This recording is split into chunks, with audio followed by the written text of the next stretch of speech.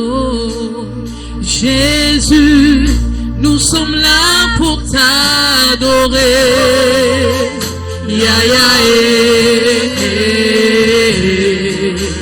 ya ya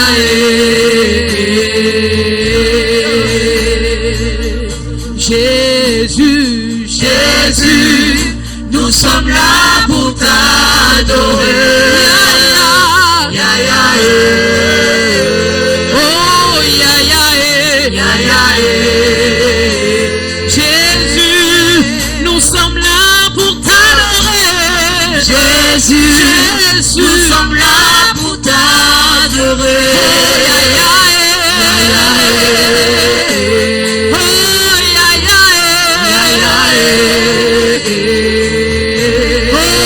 Nous sommes là pour t'adorer.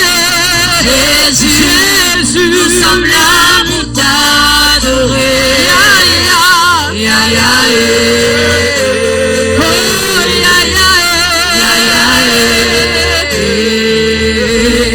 Est-ce que tu peux élever ta bouche, élever ta voix s'il te plaît et commencer à prier pour ces moments? Élève ta voix s'il te plaît et commence à prier pour ces moments. Prie pour la parole, prie pour le temps de la parole, s'il te plaît. Prie pour le temps de la parole, s'il te plaît. Élève ta voix et prie, adore, adore le Seigneur dans la prière. Demande au Seigneur par son esprit de disposer les cœurs, que les jours tombent et lâchent prise, que les fardeaux soient ôtés, que la tristesse soit ôtée, soit bannie dans le nom de Jésus. Que la tristesse soit ôtée des cœurs, que la distraction soit ôtée des cœurs, que la peur soit ôtée des cœurs, que les soucis, les inquiétudes, les chagrins soient ôtés, que la confusion soit ôtée, que les cœurs soient fertilisés pour la parole. Seigneur, merci pour l'atmosphère qui est gouvernée par ton esprit, Papa. Merci pour l'atmosphère qui est gérée et qui est gouvernée par ton esprit. Que la gloire te revienne dans le nom de Jésus-Christ. Et tout le monde dit Amen. Est-ce qu'on peut acclamer le Seigneur? Acclamer. Alléluia. Alléluia. Est-ce qu'on peut s'asseoir dans sa présence?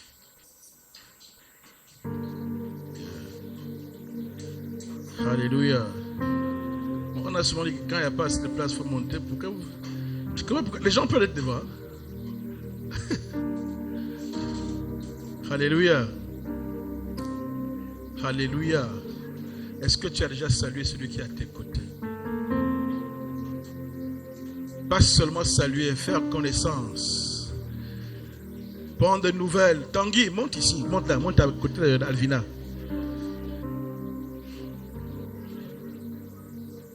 Bien Junior, mets-toi à côté d'Alvina. Laisse Tanguy derrière. Prends son prénom. Comment il s'appelle?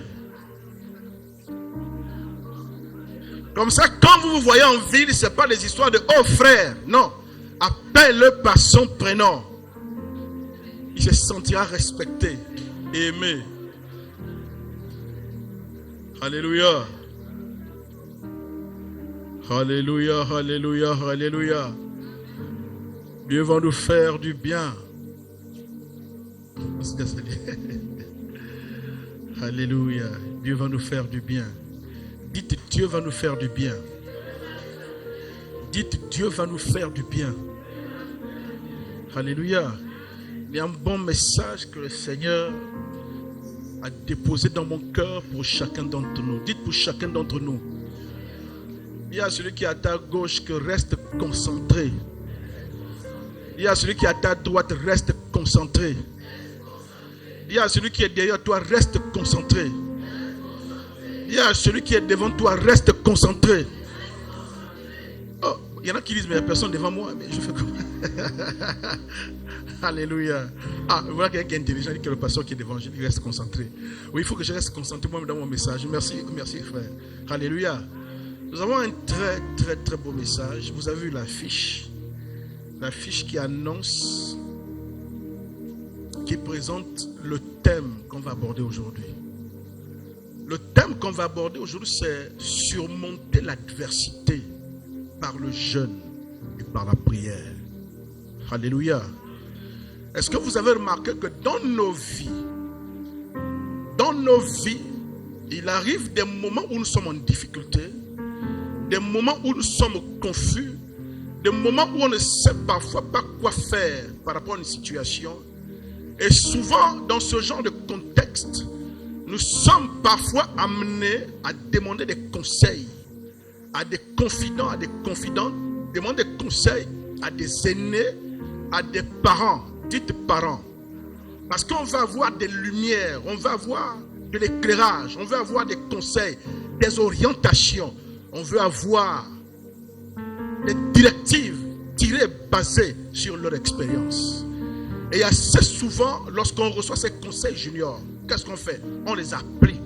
Parce que la personne à qui on demande des conseils, ce sont des personnes à qui on fait confiance.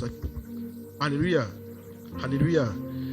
Quand nous venons à l'église, et souvent je suis surpris de me rendre compte que nous les humains, quand on demande conseil à un autre être humain comme nous, on garde ce conseil. Même ton père et ta mère, parfois déjà décédés, tu restes des années plus tard, mais tu continues à faire la chose d'une certaine façon parce que tu as vu ton père faire ça ou parce que ta mère t'avait enseigné ça.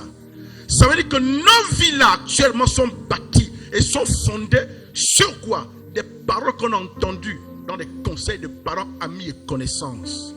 Et je suis souvent surpris que lorsqu'on vient à l'église et qu'on vient écouter même la parole de notre Créateur, lorsqu'on sort d'ici, on ne l'applique pas. Lorsqu'on sort d'ici, on l'oublie. Je suis souvent surpris. Dites surpris. Tu vois quelqu'un, son père est décédé. Tu vois quelqu'un, sa mère est décédée. Mais la personne se souvient. Dites se souvient. Dites se souvient. Que ma mère m'a dit ceci ou cela. Ma mère m'a dit ceci ou cela. Et cette personne a gardé ça toute sa vie. Ah, dites toute sa vie. Ou un ami qui avait vécu une certaine expérience. Et sur la base de cette expérience, l'ami lui a donné un conseil. Et il a pris le conseil comme argent comptant, sans jamais avoir été témoin de l'expérience que l'ami a vécue. Donc même si tu as menti, tu ne sais pas. Donc la plupart de nos vies ici, là où vous êtes assis là, ces vies sont conduites. Pourquoi? Parce que parfois on observe les autres en copie, en secret. Parfois on écoute, on prend. Parfois on regarde même des films que les gens ont créés. Tu n'étais même pas là quand ils ont tourné le film. Tu n'étais pas là. Mais ils ont tourné le film. Tu as regardé, tu as aimé la scène, tu as aimé la façon qu'un acteur a géré une situation, un dossier. Et tu as dit, désolé, c'est comme ça que je ferai. Nos vies là, assis comme on est là, sont fondées, sont vécues sur la base des choses qu'on a entendues, qu'on a vues, qu'on a observées, qu'on a copiées, on a pris comme modèle. Et tu ne verras pas la personne sortir de ce modèle. Essaie même de convaincre la personne de changer la vie. La personne va rester cramponnée parce que tu dis j'ai observé, j'ai testé, ça marche. Mais je suis souvent surpris de me rendre compte que les gens viennent à l'église en croyant que c'est juste une tradition. Que le dimanche, on ne reste pas à la maison, qu'on vient s'asseoir. Tout ce qu'on dit là, ça passe au-dessus de la tête. Quand ils vont, ils n'appliquent pas. Comment tu peux copier un film? Écouter le conseil d'un humain qui est faillible. Mais quand tu viens écouter la parole de ton Créateur, avant mercredi, tu ne te souviens même plus de rien. Oh, dites, je garderai sa parole dans mon cœur. Donc chacun doit comprendre en s'enseignant, là, ce n'est pas une tradition rose. Cette parole qui est libérée, ce sont des outils, un instrument qui est donné, des briques pour bâtir et construire ta vie. Quand tu sors d'ici, ce n'est pas que j'ai été au culte et tu oublies. Non! Ce que tu as entendu de la part de Dieu, tu dois construire, fonder, bâtir ta vie là-dessus. Et désormais, les choix que tu dois faire, ces choix doivent être dictés, doivent être éclairés sur la base de ce que tu as entendu de la parole de Dieu. Alléluia. Oui, Seigneur, j'ai compris. J'aimerais lire le texte de base aujourd'hui. Actes chapitre 27. Du verset 1 au verset 36. Dites c'est long, mais on est là pour ça. Alléluia. Et je profite également à saluer nos frères et sœurs qui nous suivent nombreux en ligne. Alléluia. La famille CBF, ce n'est pas que vous qui êtes en présentiel, ce n'est pas seulement vous qui êtes en présentiel. La famille CBF, c'est également ceux qui nous suivent en ligne, qui nous suivent sur Facebook, sur les réseaux sociaux. Et je voulais également profiter à saluer de façon toute particulière la famille CBF de Nantes. Dites famille CBF de Nantes. Alléluia. Est-ce que tu peux filmer la salle pour que la famille CBF de Nantes voit comment on les salue? Est-ce qu'on peut lever la main pour saluer la famille CBF de Nantes et la famille CBF de Lambaréné? Alléluia. Dites, on est en train de grandir. Dites, on est en train de s'étendre. Alléluia. Dites, un enfant dans le ventre commence toujours comme une puce. Après, il devient costaud comme moi. Alléluia. Donc, CBF commence comme une puce. Mais CBF va être costaud. Alléluia. Nous allons lire notre texte dans Actes chapitre 27. Oh, j'aime cette atmosphère. Merci pour ta présence, Seigneur. Actes chapitre 27, du verset 1 au verset 36. Je vais lire dans la version Louis II. Je disais que c'est peut-être long, mais nous sommes là pour ça. Alléluia. Actes chapitre 27, du verset 1 au verset 36, je vais lire. La Bible dit, lorsqu'il fut décidé que nous nous embarquerions pour l'Italie, j'ai dans la version Louis II, on remit Paul et quelques autres prisonniers à un centenier de la cohorte Auguste nommé Julius. Nous montâmes sur un navire d'Adramite qui devait côtoyer l'Asie et nous partîmes, ayant avec nous Aristarque, macédonien de Thessalonique. Le jour suivant, nous abordâmes à Sidon. Et Julius, qui traitait Paul avec bienveillance, lui permit d'aller chez ses amis et recevoir leurs soins. Parti de là, nous longeâmes l'île de Chypre parce que les vents étaient contraires. Après avoir traversé la mer qui baigne la Cilicie et la Pamphylie, nous arrivâmes à Myra en Lycie. Et là, le centenier, dites centenier. Le centenier, c'était un soldat romain qui était responsable de 100 soldats. Un peu comme on dit par exemple le chef de brigade ou chef de compagnie. Alléluia. Et là, le centenier ayant trouvé un navire d'Alexandrie qui allait en Italie pour nous y fit monter. Pendant plusieurs jours, nous naviguâmes lentement. Et ce ne fut pas sans difficulté que nous atteignîmes la hauteur de Cnide, où le vent ne nous permit pas d'aborder. Nous passâmes au-dessous de l'île de Crète, du côté de Salmone. Nous la côtoyâmes avec peine et nous arrivâmes à un lieu nommé Beauport, près duquel était la ville de Lazée. Un temps assez long s'était écoulé et la navigation devenait dangereuse, car l'époque du jeûne était déjà passée. Dites, l'époque du jeûne était déjà passée. C'est pourquoi Paul avertit les autres en disant, ô homme, je vois que la navigation ne sera pas sans péril et sans beaucoup de dommages, non seulement pour la cargaison, mais pour le navire, mais encore pour nos personnes. Le centenier écouta le pilote et le patron du navire plutôt que les paroles de Paul. Et comme le port n'était pas bon pour hiverner, la plupart furent d'avis de le quitter pour tâcher d'atteindre Phénix, port de Crète, qui regarde le sud-ouest et le nord-ouest afin d'y passer l'hiver. Un léger vent du sud vint à souffler et se croyant maîtres de leur dessein, ils levèrent l'ancre et côtoyèrent de près l'île de Crète. Verset 14. Mais bientôt, un vent impétueux qu'on appelle Eurachylon se déchaîna sur l'île. Le navire fut entraîné sans pouvoir lutter contre le vent. Et nous laissâmes aller à dérive. Nous passâmes au-dessous d'une petite île nommée Clauda. Et nous eûmes de la peine à nous rendre maîtres de la chaloupe. Après l'avoir hissé, on se servit des moyens de secours pour ceindre le navire. Et dans la crainte de tomber sur la Syrte, on abaissa les voiles. Dites, il faut là. Dites, le français est compliqué, hein? Il n'y a qu'un marin qui peut comprendre ça. C'est ça, le français, le marin, ça. C'est ainsi qu'on se laissa emporter par le vent. Verset 18. Comme nous étions violemment battus par la tempête, le lendemain, on jeta la cargaison à la mer. Et le troisième jour, nous y lançâmes de nos propres mains les agrès de navire. Le soleil et les étoiles ne parurent pas pendant plusieurs jours. Et la tempête était si forte, si forte. La tempête était si forte que nous perdîmes enfin toute espérance de nous sauver. On n'avait pas mangé depuis longtemps. Alors Paul, se tenant au milieu de leur dit: oh homme, il fallait m'écouter et ne pas partir de Crète afin d'éviter ce péril et ce dommage. Maintenant, je vous exhorte à prendre courage, car aucun de vous ne périra. Je décrète qu'aucun de vous dans cette salle ne périra au nom de Jésus-Christ. Alléluia. Car aucun de vous ne périra. Et il n'y aura de perte que celle du navire. Un ange du Dieu à qui j'appartiens et que je sers m'est apparu cette nuit et m'a dit: Paul, ne crains point. Il faut que tu comparaisses devant César. Et voici, Dieu t'a donné tout ce qui navigue avec toi. C'est pourquoi, ô homme, rassurez-vous, car j'ai cette confiance en Dieu, qu'il en sera comme il m'a été dit.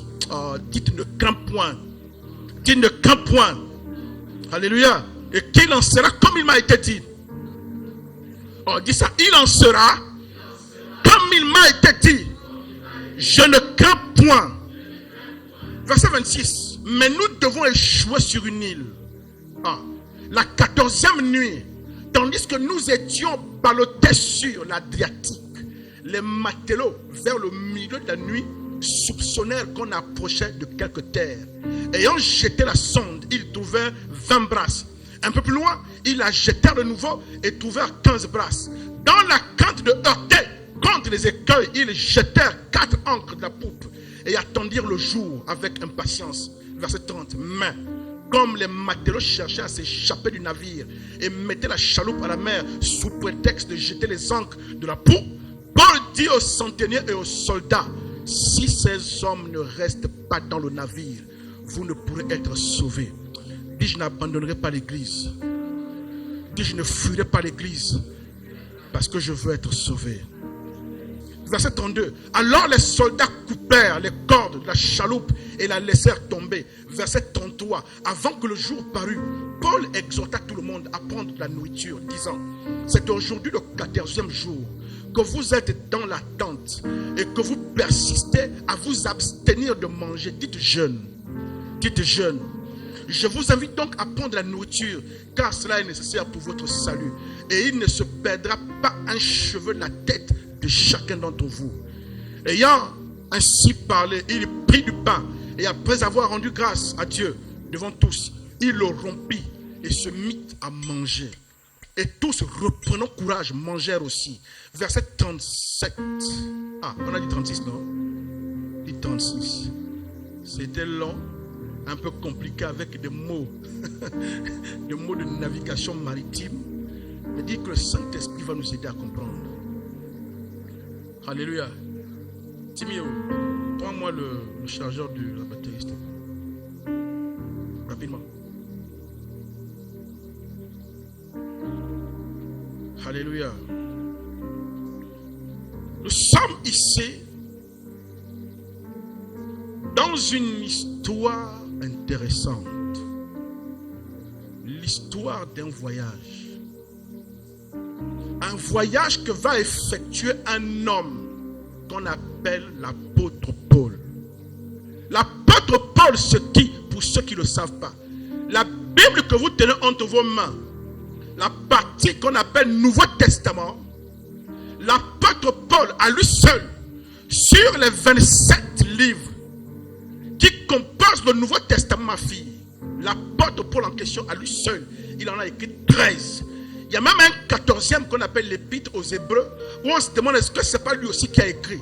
Donc Paul sur les 27 livres du Nouveau Testament, les 27 livres qui dirigent l'église, qui gouvernent l'église, les 27 livres, Paul à lui seul a écrit près de 14. Dites: c'était un savant. C'était un érudit. Dites: c'était un savant. C'était un érudit. Un intellectuel de haut niveau. Un homme de révélation. Alléluia. Dites: un homme de révélation. Suivez-moi, suivez-moi. Laissez-le, suivez-moi ici. Alléluia. Dites l'apôtre Paul. Un homme que Dieu donc a utilisé pour écrire ce que nous appelons le Nouveau Testament. Près de 14 livres tout seul. Ce n'était donc pas n'importe qui. Mais cet homme qui était un prédicateur, cet homme qui était un missionnaire et qui dans son ministère a fondé beaucoup d'églises, il y a un endroit où il n'était jamais allé et dans son cœur, il désirait, il caressait le rêve d'aller un jour à cet endroit pour aller édifier les chrétiens qui s'étaient réunis là-bas. Cet endroit s'appelle Rome. Dites Rome. Parce qu'à l'époque où il vivait, comment vous expliquez ça? Un peu comme si on dit que le Gabon est rentré en guerre avec un autre pays. Vous imaginez? Non. Prenons le cas plutôt de la colonisation. Dites la colonisation. Dites la colonisation.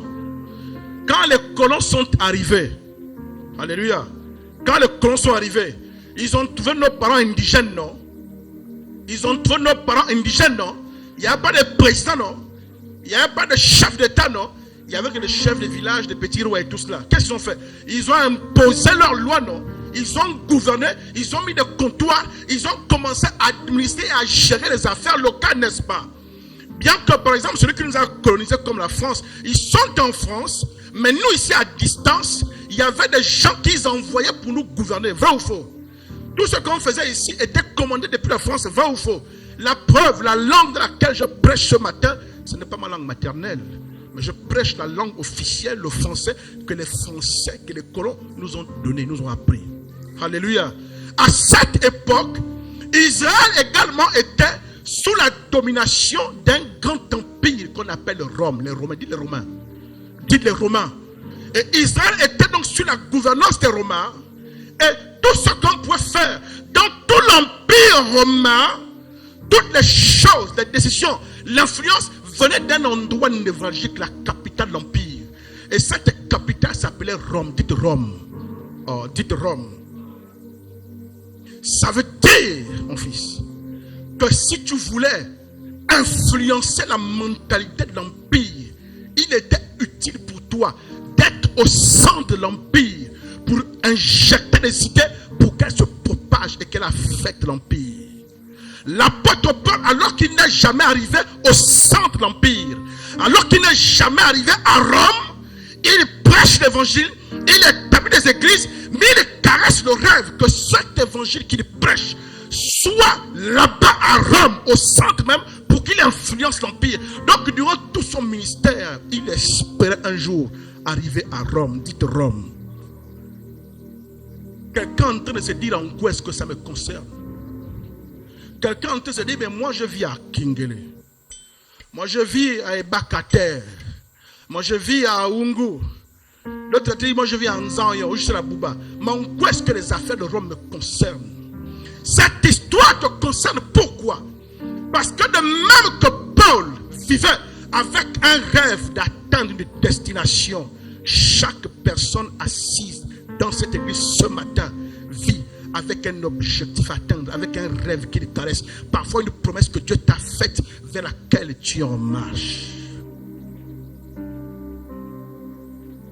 Qui n'a pas de projet de vie ici?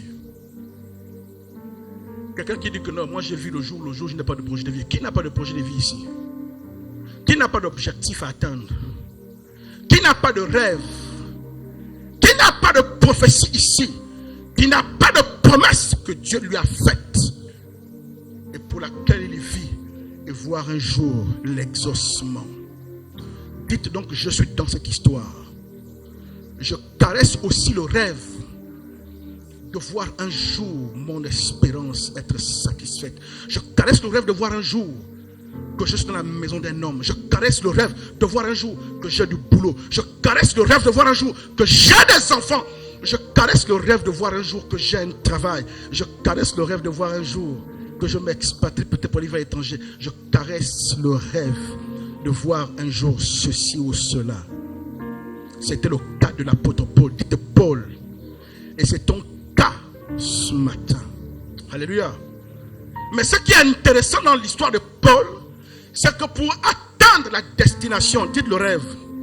pour atteindre le rêve,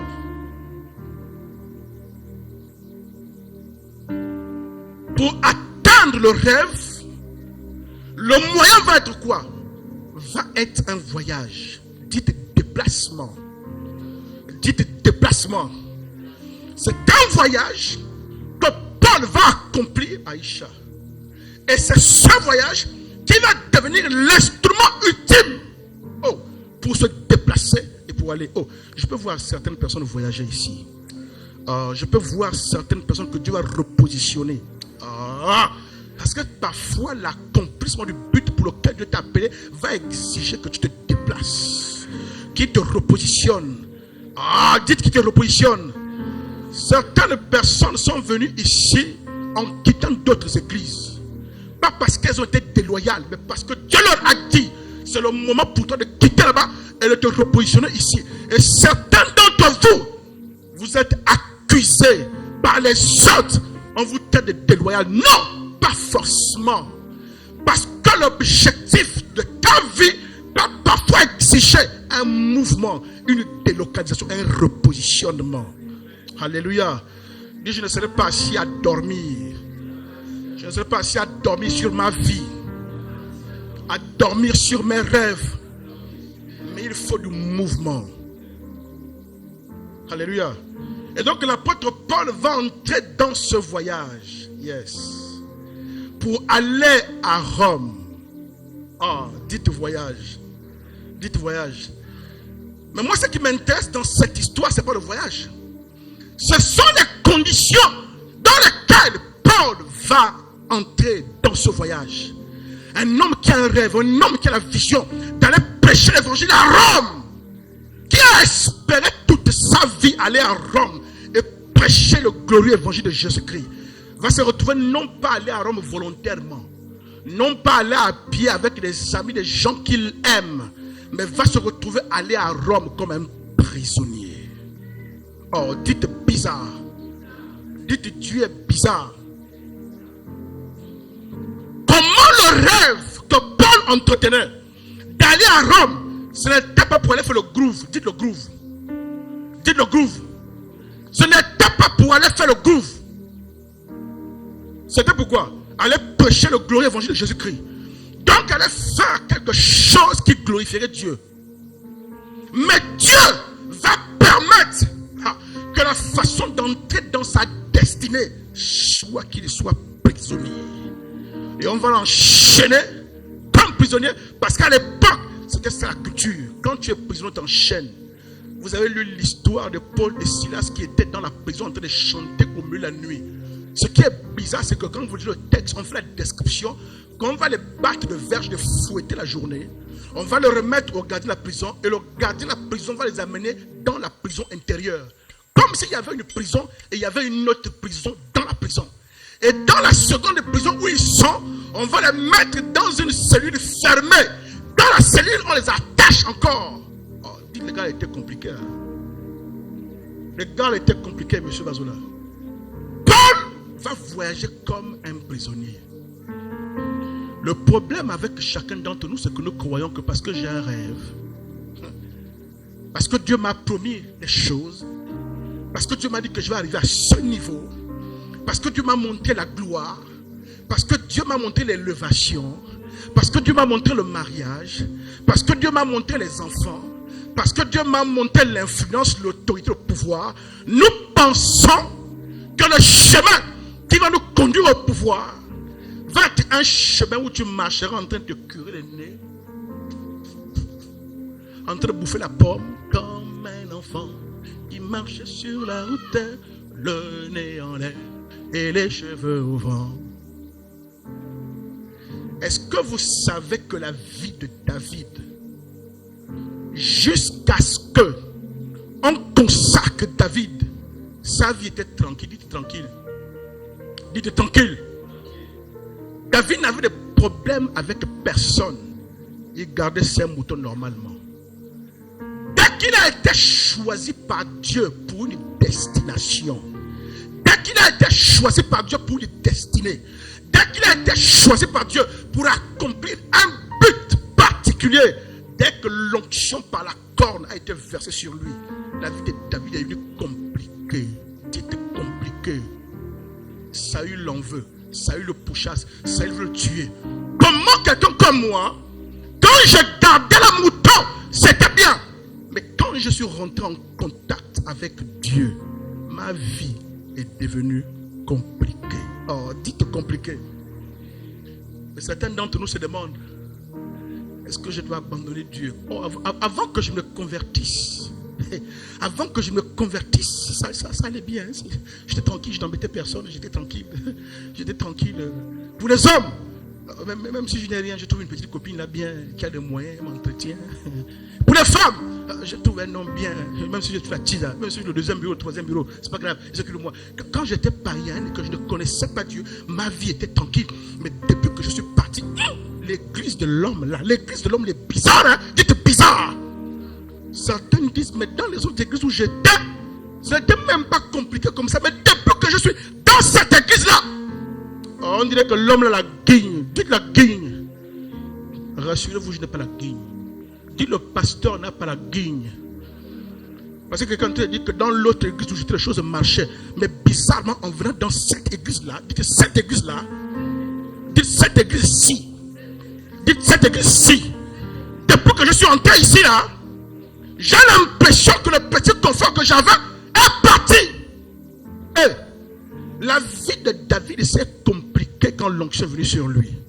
Et lorsqu'il a vécu toute sa vie comme ça, papa, jusqu'à ce que finalement, quand Saül meurt, après beaucoup d'intrigues, quand tout Israël se réunit pour venir dire que David, désormais, tu es notre roi, on te choisit. La Bible dit, le jour qu'on a moi David, les Philistins se sont levés. Parce que l'onction, l'élévation, l'action de Dieu attire toujours les manifestations de l'ennemi. Ce n'est pas que tu es en dehors du plan de Dieu, tu es même au centre du plan de Dieu.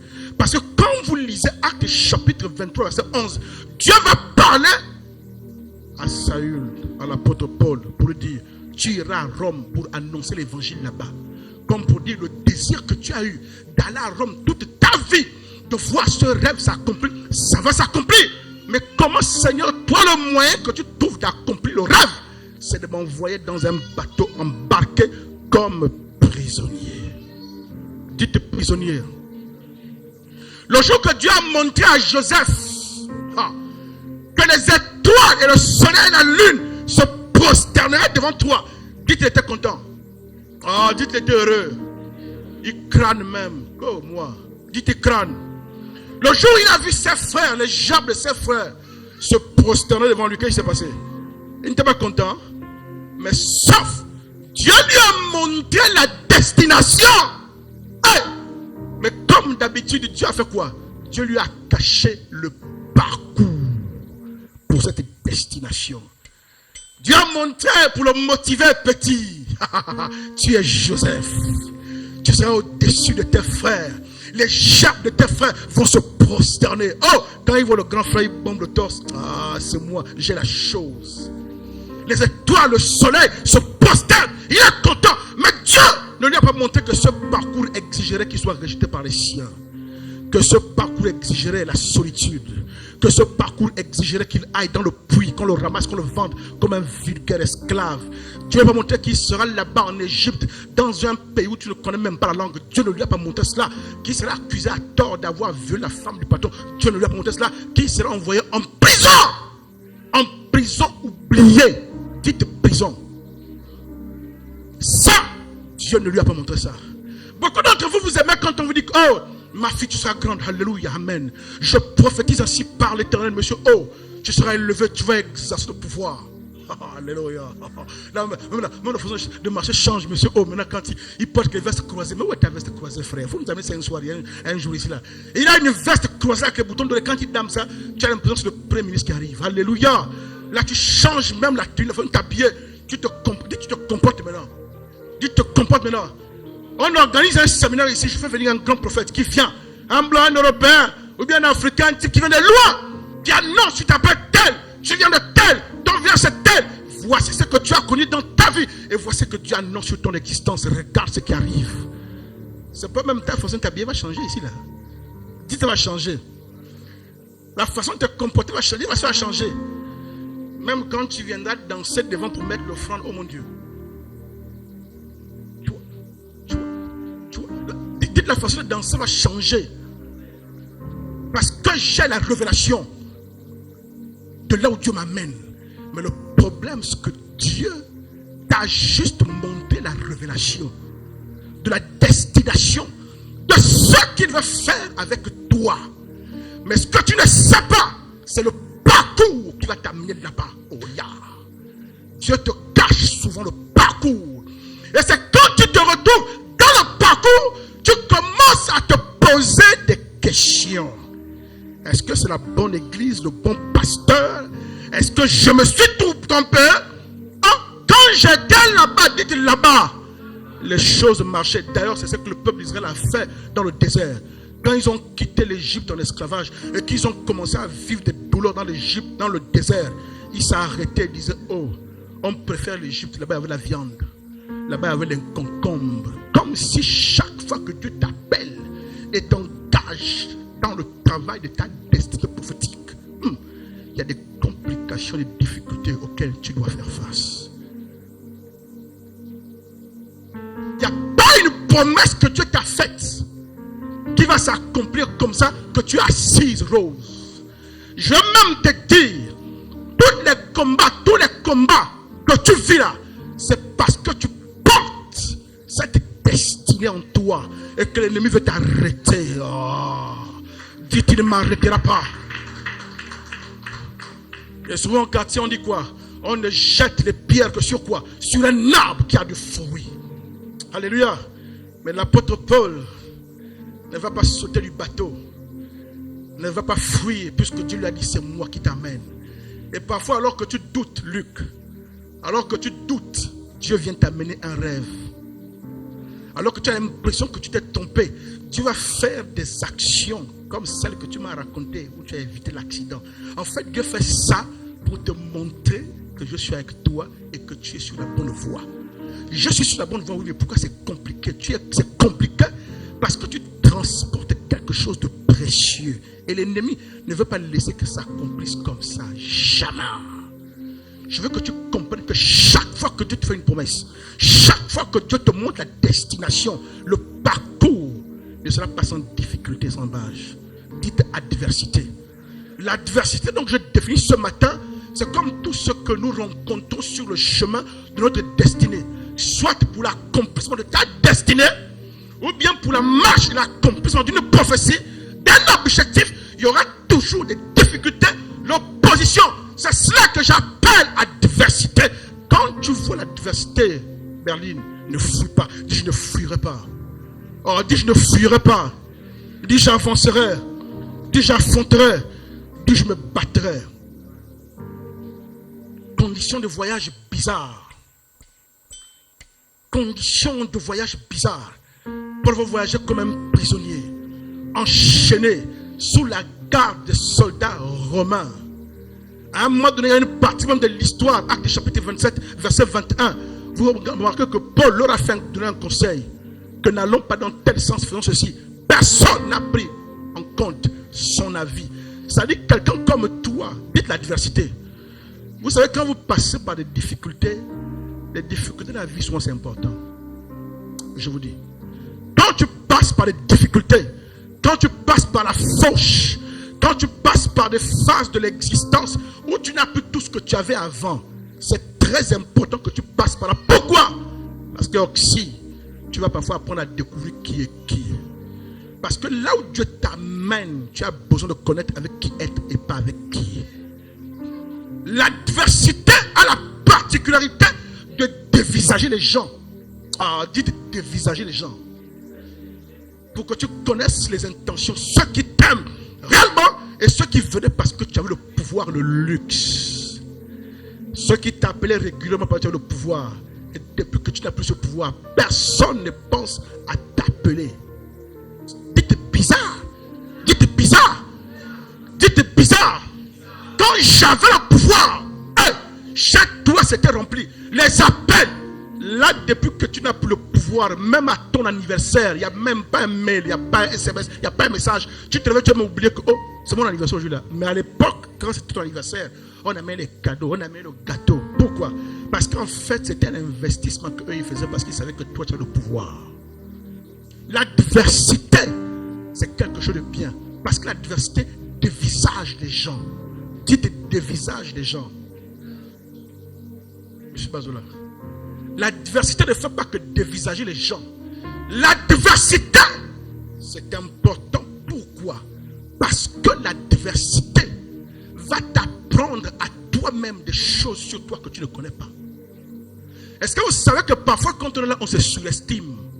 Quand tu te vois ton corps costaud, tu vois une femme belle, tu es devant le miroir le matin, tu arranges le tissage des hommes, tu rases ta barbe, tu te brosses. Hein, Luc?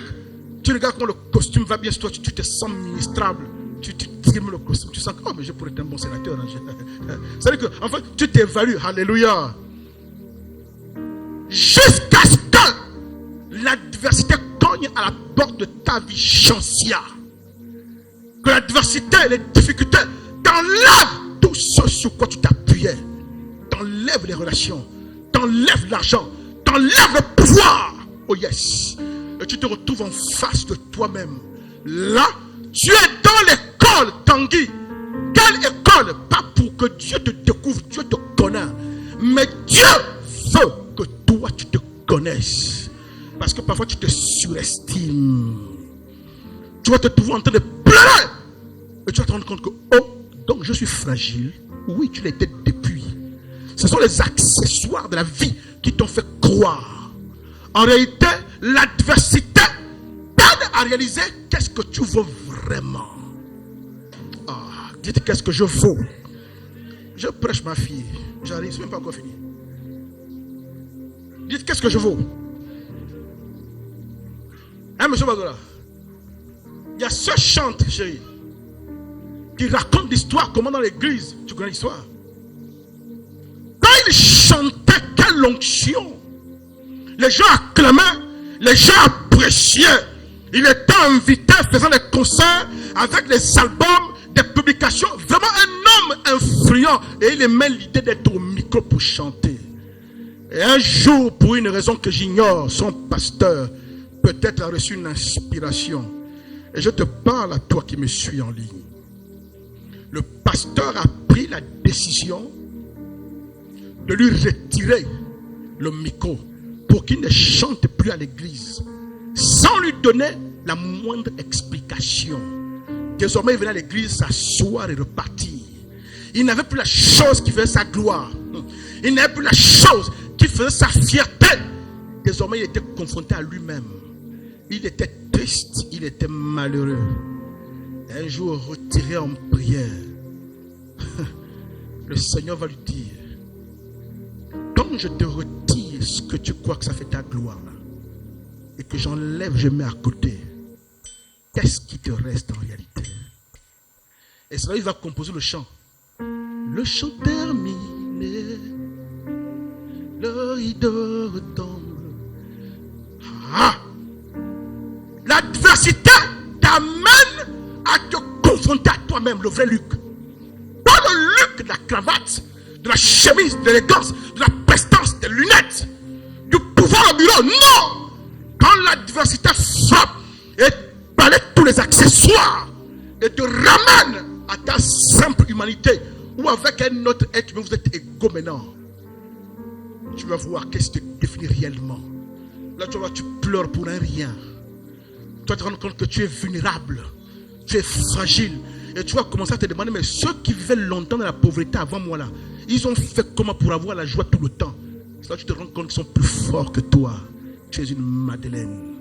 Et il faut que tu aies cette information sur ta vulnérabilité. Parce que là où Dieu t'amène, il faut que tu saches qui tu es, pour que tu sois assez humble quand il va te travailler. Acclame, acclame.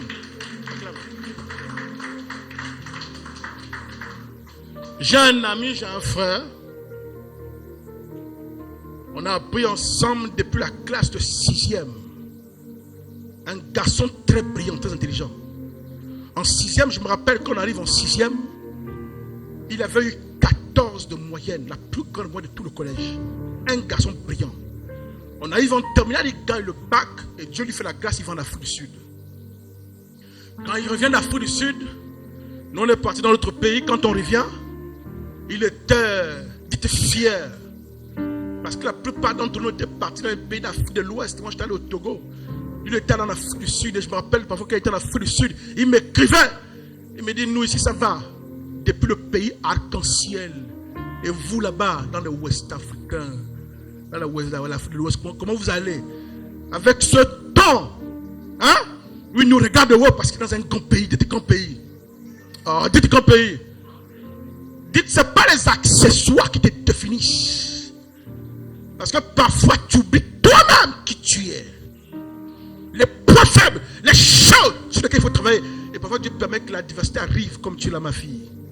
Par le tas, tu vois les doctrines, tu vas à gauche, tu vas à droite, le monde est là, tout. Quand tu es dans cette phase de fragilité, tu vas te découvrir toi-même, la vraie toi.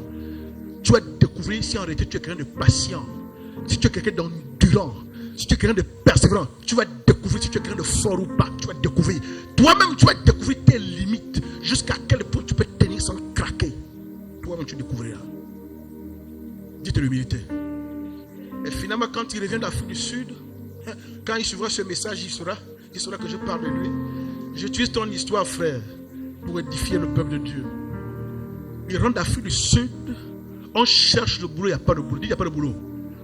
Dites, il n'y a pas de boulot. On était 3. Pas de boulot. Mais lui et moi, la pression chez lui montait plus fortement. Et mon père spirituel qui arrive, qui va nous prêcher ici en décembre, nous appelle tous les deux. Il nous amène chez lui et il dit, il faut qu'on prie. Et pendant qu'on est en train de prier, le frère en question qui vient d'Afrique du Sud, alors que de nous 3, lui était en Afrique du Sud, moi j'étais au Togo, mon père était resté au Gabon, après au Gabon, à l'UEB, il a réussi là. Après il est parti dans une école supérieure. Pendant qu'on est en train de prier, le frère en question fort en larmes comme un enfant, dépassé par les événements. Dites, dépassé par les événements. Pendant qu'il se met à pleurer, je suis, dites, surpris. Surpris parce qu'il est grand de taille. Oh! Tu pleures à cause de quoi? Le travail? Dans mon esprit, mon cœur, je dis, il pleure à cause de quoi, le travail? Mais il est vraiment ébranlé. On le conseille et l'encourage. Moi, dans mon étonnement, je vais entendre une pensée qui va monter. Et c'est une pensée qu'on dit toujours, c'est vrai. Les moutons se baladent ensemble, mais ils n'ont pas le même prix. Ce gars, toute sa vie, tenait sur les accessoires. Il était vulnérable. Parce qu'alors qu'on passait par le test de la vie, lui, ça n'a même pas fait 1 an. Même pas 1 an. Et celui qui nous invite même chez lui, pour nous encourager, vous savez depuis combien de temps il était? Celui qui nous invite même chez lui pour nous encourager, avait un master en marketing. Mais son travail, c'était SGS, agent. Il travaillait au rendement. Il gardait les voitures en bas. La journée entière, il est assis. Depuis près de 2 ou 3 ans. Au point que même un jour, une dame qui est descendue, qui a mal garé, il a dit à la dame, madame, vous avez mal garé. La dame l'a ramassé comme un chiffon. Quand vaurien comme toi, comme ça, tu veux parler à qui? Toi, tu me parles à moi, toi? Et, oh, madame, je vous dis seulement, elle a pris la crasse qu'elle a à gauche. Elle a pris, elle lui a craché le visage. Mon père qui vient prêcher ici, craché en plein visage. Ces épreuves ne l'ont pas ébranlé. Il n'a pas tapé, il n'a pas insulté. Dites, il était bâti. Dites, il était bâti. Pourtant, c'est lui qui est resté au pays. Donc, quand on se retrouve tous les 3 dans la même difficulté, la valeur de chacun est testée. La diversité a l'avantage de te donner sur toi des informations que tu n'as pas. Parfois tu te surestimes, tu dors sous la clim, tu manges du caviar, tu fais des choses. Mais si on te ramène à la vie de la personne qui est à Québec, tu vas toi-même connaître quelle est. Je n'ai rien contre ce quartier. C'est un exemple que j'ai pris. Ça peut être n'importe quel quartier. Ça peut être Kingley, ça peut être n'importe où, ça peut être n'importe où. Alléluia. Alléluia. Et si on te ramène dans des conditions auxquelles l'adversité va te prendre des choses sur toi-même que tu ne connaissais pas. Hein, monsieur Bazola, toi-même, tu vas apprendre que tu es un pleurnicheur. Tu vas apprendre que tu es pleureur, que tu es fragile. Tu vas apprendre que tu es vulnérable, que tu es haineux. Que tu es haineux. Tu vas apprendre. Ah, dis tu vas apprendre. Dis tu vas apprendre. L'adversité c'est important. Hein? Mais non seulement l'adversité t'apprend des choses sur toi, mais l'adversité donne une certaine image de toi aux autres. Parce que là on te méprise parce que tu n'as pas la voiture. On te méprise parce que tu n'as pas d'argent. On te méprise parce que tu n'as rien. On te méprise parce que tu vis dans une maison en tôle et en planche. Parfois Dieu permet ça exprès. Ça fait partie de ton test de vie. Ça fait partie de ton parcours. Ah. Et c'est cela que l'apôtre Paul a vécu. Un érudit. Dites un savant. Qui a écrit plus de la moitié du Nouveau Testament. Se retrouve prisonnier. Dans un bateau. En train de voyager avec des gens qui n'ont peut-être pas son niveau. Mais ses avis et ses opinions ne sont pas pris en compte. Dans une famille, tu es même le grand frère parce que tu n'as pas d'argent. En fait, on ne te considère pas. Parfois, Dieu permet que tu passes par dites adversité.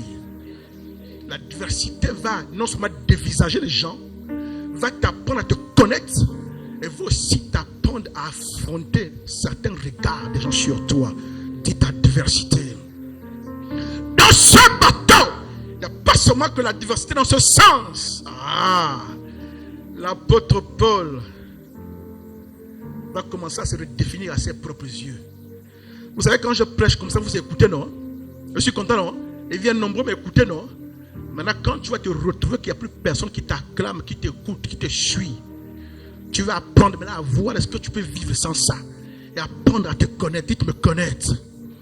Et leur vie a été mise en danger. Parce que le bateau aurait pu faire quoi? Couler. Et ils meurent en mer, 20 fois. Ils auraient pu chavirer, 20 fois. Ils auraient pu tous se périr. Dites le péril.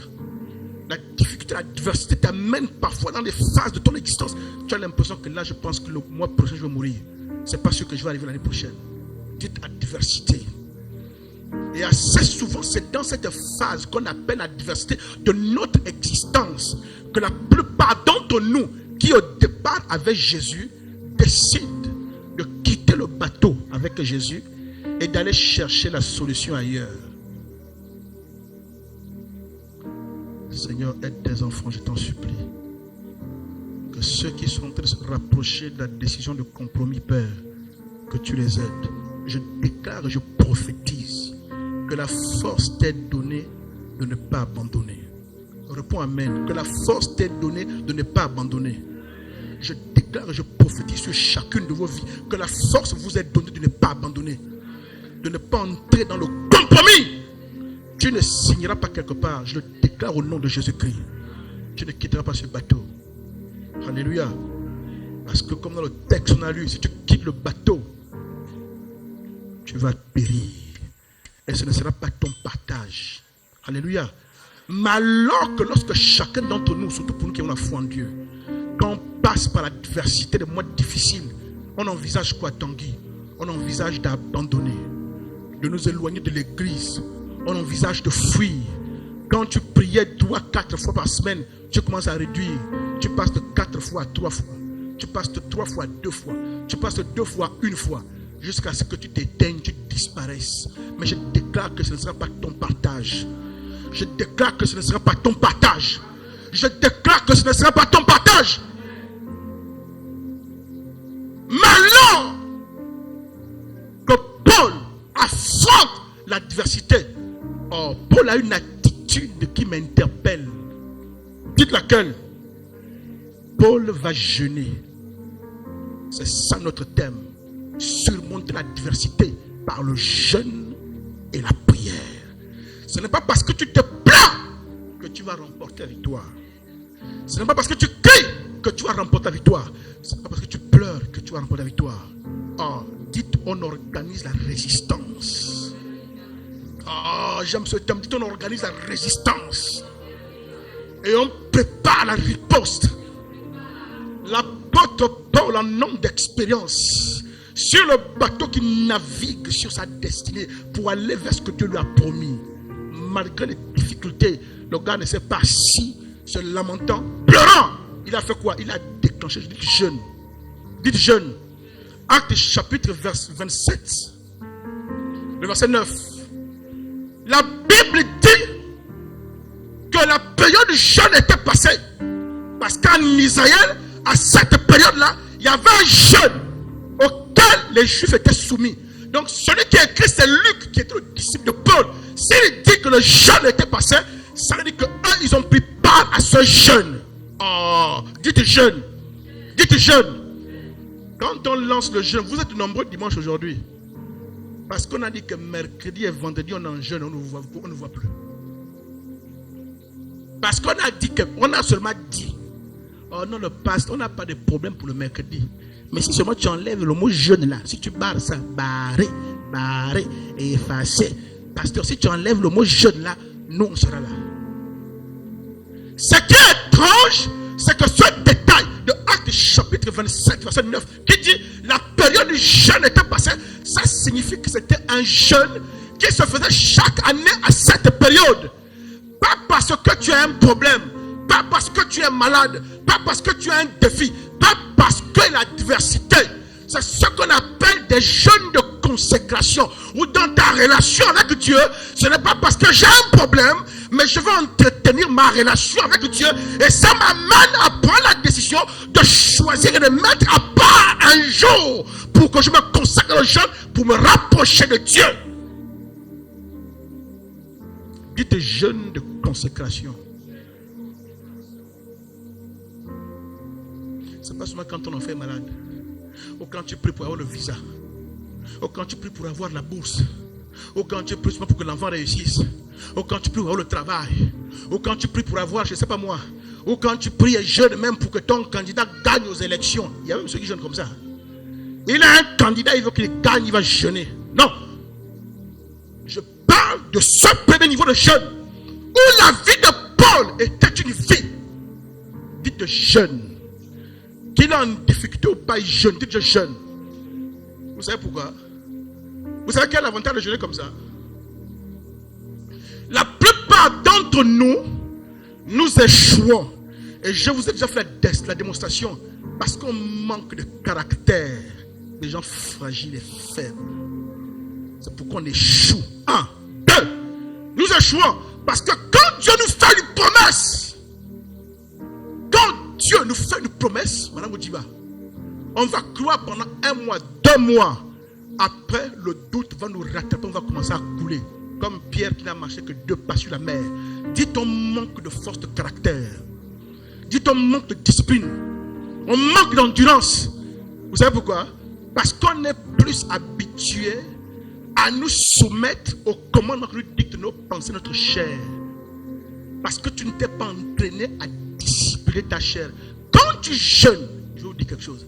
Un jour, je me retrouve dans une histoire où j'ai un de mes fils que j'avais entraîné dans le jeûne. Et il le faisait jeûne de 7 jours. 7 jours sans manger, sans boire. Je ne vous conseille pas d'aller faire ça quand vous n'êtes pas préparé. 7 jours. Et il y a un autre frère qui était à côté qui lui dit, frère, bon, tu as jeûné 7 jours sans manger, sans boire là. C'était quoi le sujet? Quel était le problème physique que tu avais? Il lui dit, je n'avais aucun problème. Je jeûnais parce que le jeûne est un exercice spirituel. Le frère à qui il essaie d'expliquer ça ne comprenait absolument rien. Parce que quand tu jeûnes, il y a la nourriture, il y a l'eau. Tu peux manger, mais Oxy, c'est toi qui décides que je ne mange pas. Donc ta chair dit qu'elle a soif. Tu dis petit, c'est moi qui commande, on ne boit pas l'eau avant 18 heures. Ta chair veut manger. Oh, elle est coupée. Dès que tu passes, bizarrement quand tu es en jeûne, même la fumée de coupée a une autre odeur. Dites une autre odeur.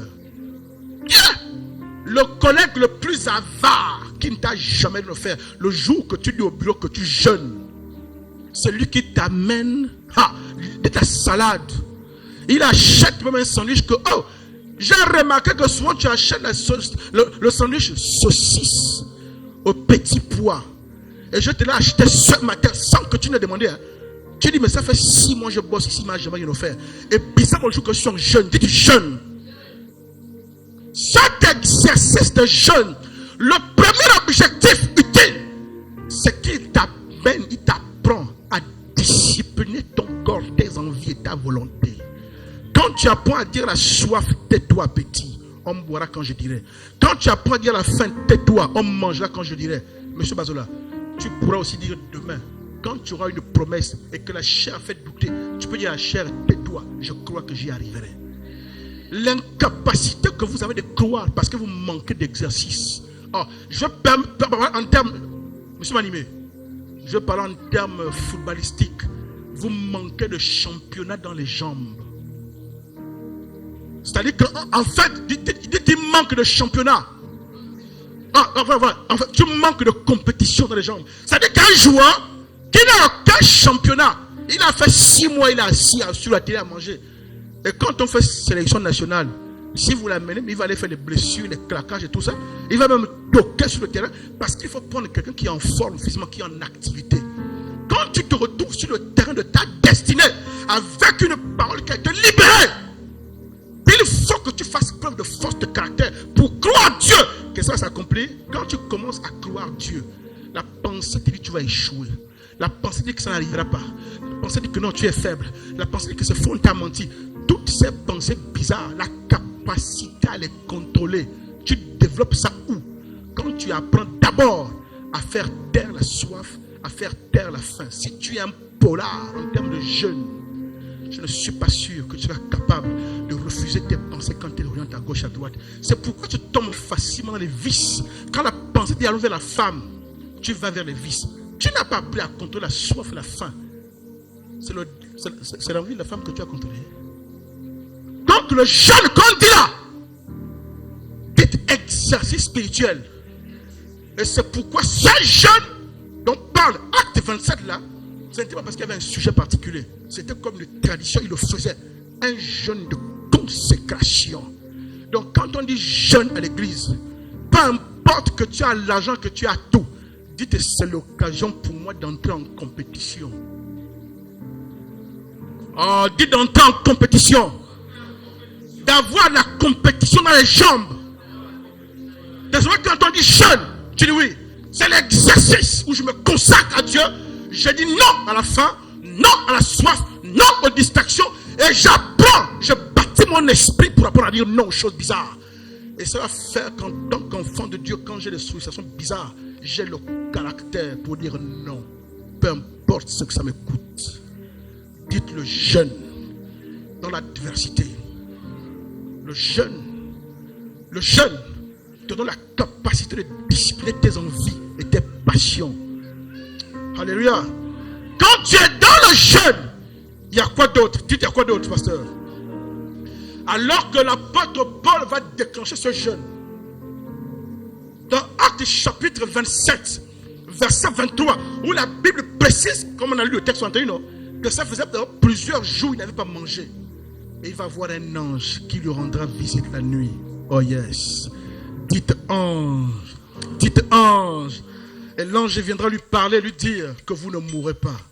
Parce que quand tu traverses l'adversité, la particularité de l'adversité, c'est d'avoir des questions dans ton esprit, des questions pour lesquelles tu n'as pas de réponse. Tu te poses beaucoup de questions. Tu te demandes est-ce que je vais réussir? Est-ce que je vais arriver? Ou est-ce que je suis en train de partir comme ça? En fait, c'est quoi tout ça? Tu as tellement de questions qu'il n'y a pas un homme qui peut répondre à ces questions. Il n'y a que Dieu qui peut t'apporter les réponses à ces questions. Ce qui tue les personnes dans l'adversité, ce n'est pas la circonstance, c'est ce qui se passe en eux. Des questions pour lesquelles ils n'ont pas de réponse. Ils ne comprennent pas. Est-ce que tout ce par quoi je passe a un sens? Si oui, quel est le sens? Quel est le but? Tout ça, c'est ça qui les tue à petit feu. Or, c'est quand Paul, au milieu de l'adversité, a gêné, qu'il a ouvert le ciel, que l'ange est venu expliquer que tu ne mourras pas. Tous ceux qui sont là, c'est moi qui te les ai donnés. Et l'ange, dis je ne mourrai pas. Dis je ne mourrai pas. Dans l'adversité, le jeûne te permet d'avoir accès aux informations stratégiques qui t'empêchent de déprimer. Dans le jeûne, tu as accès aux informations divines, accès aux apparitions vision, songe ou rêve, où Dieu vient confirmer ce qu'il t'a déjà dit. Alléluia. Est-ce que j'aime avec l'apôtre Paul? C'est qu'au verset 25, qu'est-ce qu'il dit? Au verset 25, quand il parle de comment l'ange lui est apparu, il dit ceci. On va lire. Verset 23. Un ange du Dieu à qui j'appartiens, que je sers, m'est apparu cette nuit. Que les anges t'apparaissent également au nom de Jésus-Christ. Dans les rêves, les visions. Et m'a dit, Paul, ne crains point. Il faut que tu comparaisses devant César. Et voici, Dieu t'a donné tous ceux qui naviguent avec toi. C'est pourquoi, ô homme, c'est Paul qui parle. Écoutez maintenant. Paul dit, ô homme, rassurez-vous, car j'ai cette confiance en Dieu. Il en sera comme il m'a été dit. La capacité que Paul avait de se tenir sur ce que Dieu lui a dit sans douter, parce qu'il avait exercé son esprit à contrôler les désirs bizarres par la vertu du jeûne.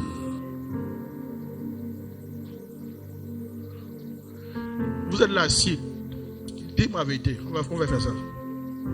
Depuis le début de l'année, cette année, à part les jeunes de l'église, toi-même tu as initié volontairement sans qu'on ne t'envoie combien de jeunes? Quelqu'un a levé la main. Oui, moi, dis-moi depuis le début de l'année.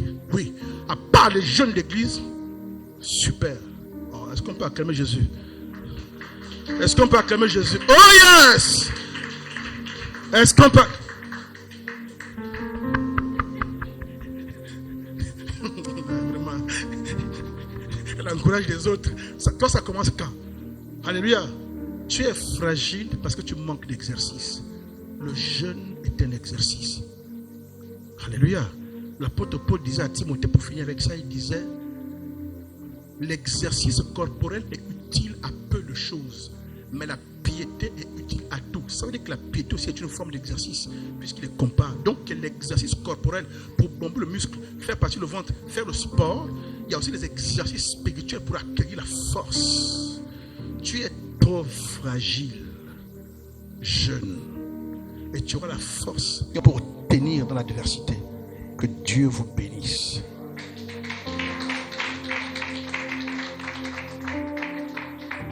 Prie un instant, s'il te plaît, baisse ta tête.